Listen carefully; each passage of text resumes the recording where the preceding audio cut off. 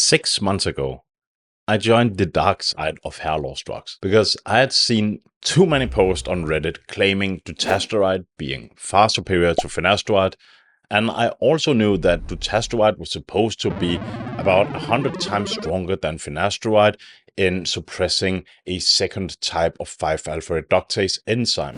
And there's also a bunch of research supporting these claims too. But on the other hand, I also heard some horror stories about how Dutasteride was the equivalent of a chemical castration, stories from people telling about post-finasteride syndrome, brain fog, and really scary stuff like impotence and lack of libido. And still, I decided to do what I always do and test it out myself to see for myself so I can share my findings with you guys. 6 months later and a roller coaster of events, I'm ready to share my story of Dutasteride. Let's first go all the way back to spring 2024. I've been on Finasteride for a few years at this point and had stabilized my hair loss, gained a little extra ground back, but it also seems like things was slowing down a bit. So I decided that I needed to give it a little extra push.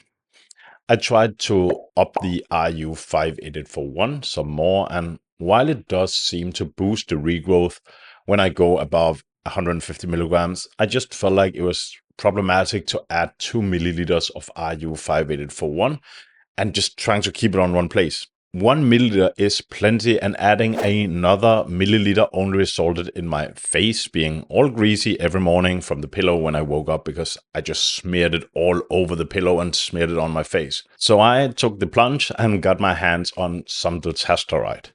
I took a cold turkey from Finasteride and switched immediately to Dutasteride, keeping my RU58841 schedule. I use a 80 milligram solution that is stronger from Androgenetic. That's just how I prefer to do things. It works best for me. Since Dutasteride has a much longer half-life, it also takes a while to build up in the bloodstream. So I honestly did not feel a lot of changes the first weeks. But around week 10, I started to see some really noticeably changes going on with my density. Ladies and gentlemen, my hair was starting to get a bit thicker once again. For those of you that do not know, there was a study done on Finasteride versus Dutasteride showing that 0.5 milligrams of Dutasteride had more effect on DHT after only 12 weeks than 5 milligrams of Finasteride had after 24 weeks, so the double of time. And since I was only on 1 milligram of Finasteride, I would assume that my DHT suppression after 10 weeks was way higher than I had ever been on the Finasteride when I switched to Dutasteride. At that point, it all seemed like this was the best decision I have ever made, until another 10 weeks went by. And wham! I started having problems with my estradiol. Probably most of you guys already know, but I am on TRT and I stay around 120 milligrams to 200 milligrams a week, depending on what my doctor decides to prescribe me, but never above 200 milligrams and never below 100 milligrams. But for the first time in several years, I had to pull the emergency brake on my estrogen and use Nolvadex and Aromacin to block the estrogen and get it down. Because I just moved to a new country, I don't have access to medical service yet. By the way, I would never suggest anyone to use aromatase inhibitors without blood work. But in this case, I had to do something. So I reduced my testosterone a bit and will stay on a lower dosage until I get the social security number so that I can visit a doctor and get my blood work done and then figure out what to do. Was that all? No. I started having less energy, felt demotivated, loss of libido, and overall a feeling of being a bit more shitty compared to how I usually would assume I felt. This is Shitty Pot Town. Is this post-finasteride syndrome? I honestly don't know. But I know for sure that switching from 1 milligram of Finasteride to 0.5 milligrams of Dutasteride was not completely harmless. Did it do a lot of good for my hair in these 6 months? Yes, sir. It definitely works way better than Finasteride by far. Did I get more side effects? Yes, I did. I got issues with gyno, loss of libido, loss of energy, and my hormones just got completely out of whack. How bad is it? Honestly, not that bad. Yeah, I said it. It's not that bad.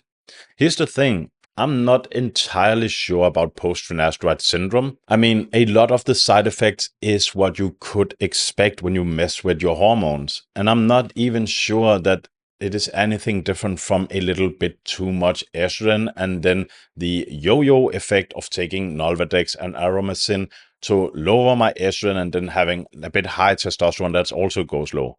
Low T and high estrogen will do that stuff for you guys. And I also don't think that it has something to do with dutasteride versus finasteride alone, since studies also suggest that when you go from 1 milligram of finasteride to 5, you start seeing the same problems with finasteride as you would see as 0.5 milligrams of dutasteride. In my opinion, it is all about the suppression of the 5-alpha reductase enzyme. Now, does studies suggest that dutasteride at 0.5 milligrams is stronger than finasteride at 5 milligrams in reversal of hair loss? Yes, they do. And do these same studies also suggest that dutasteride at 0.5 milligrams, being superior to 5 milligrams of finasteride, only carries the same amount of side effects, even when it's stronger at reversing hair loss? Yes, it does, once again. What I'm trying to say with all of this is, I did end up getting some side effects from dutasteride, but I don't think it was all that bad. I had Nolvadex, I had Aromacin handy, and I did reduce my testosterone a bit until I can get my blood work done to see my levels. Everything is fine, hair is growing, and I'm happy. Could it be because I am on TRT and I usually stick around 900 to 1000 nanograms per deciliter? Maybe. Could it be post-finasteride syndrome? And I know all the Kevin Mann lover boys is gonna go nuts now, but yeah, I believe that it also might be post-finasteride syndrome side effects that I am seeing here. Did the change happen because I took a way stronger 5-alpha reductase inhibitor? Definitely. I have never had these problems before. So for anyone out there about to go on dutasteride, I'm not a doctor, so of course this is not medical advice, but if I was concerned about the side effects, I would definitely think twice about sticking to finasteride and maybe adding RU58841, since I had no issues with that combo. At the end of the day, I'm going to stay on dutasteride, and I would rather even reduce the dosage to 0.5 milligrams every other day than going back to finasteride at 1 milligram daily. And the reason is because of all the data that you can see me talking about in this video that is all about why dutasteride is so much stronger than finasteride.